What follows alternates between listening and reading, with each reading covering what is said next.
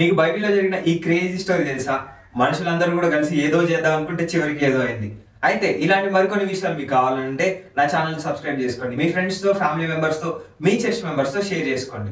ఇప్పుడు స్టోరీలోకి వెళ్ళిపోయినట్లయితే, నోహు ప్రళయం తర్వాత నోహు సంతానం అంతా కూడా విస్తరించబడి వారు అనేక మంది జనాలుగా అయ్యారు. అప్పుడు వారందరూ కూడా ఒకే భాషతో జీవించడం మొదలు పెట్టారు. అప్పుడు వేరే వేరే భాషలు, ఇప్పుడున్నట్టు ఇంగ్లీష్, తెలుగు, హిందీ ఇట్లా అనేక భాషలు లేవు. అప్పుడు వారందరికీ కూడా ఒకటే భాష ఉంది. అయితే ఆ సమయంలో వాళ్ళందరూ కూడా అనుకున్నారు కదా, ఈసారి మళ్ళీ జలప్రలయం వస్తే మనల్ని మనం కాపాడుకోవాలి, మనుషుల పేర్లు గొప్ప చేసుకోవాలని చెప్పేసి వాళ్ళు ఏం చేశారంటే, వారందరూ కూడా ఒక గొప్ప గోపురం, అది ఆకాశాన్ని దాకే అంత గోపురాన్ని కట్టాలని చెప్పేసి నిర్ణయం తీసుకున్నారు.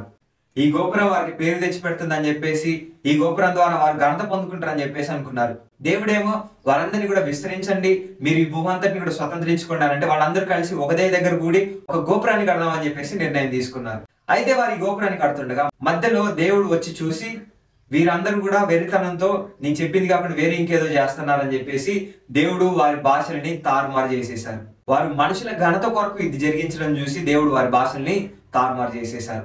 అక్కడ నుంచి ఒకరు మాట్లాడే భాష ఇంకొకరికి అర్థం కాక వారు ఆ పనిని ఆపేశారు. ఆ తర్వాత దేవుడు వారిని ఈ భూమంతా కూడా చెదరగొట్టారు. అంటే వారు ఉన్న ప్రాంతం నుంచి ఇంకా వివిధ ప్రాంతాలకు వాళ్ళు వెళ్ళిపోయారు. ఆ కట్టడం ఆగిపోయిన ఆ గోపురాన్ని వారు బాబేల్ గోపురం అని పిలవడం ప్రారంభించారు. అయితే ఒక విషయాన్ని మనం గమనించాలి, మన స్వార్థం, మనల్ని మనం గొప్ప చేసుకునే విషయం దేవుడికి నచ్చదండి. ఎందుకనంటే దేవుడు చెప్పిన పని మనం చేయాలి. ఆయన మన సృష్టికర్త. మనం సృష్టించినవి మనల్ని సృష్టించలేదండి.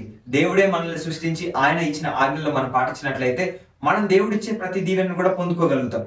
మనం ఏకమైనప్పుడు మనుషుల ఘనత కొరకు ఏకం కాకూడదు.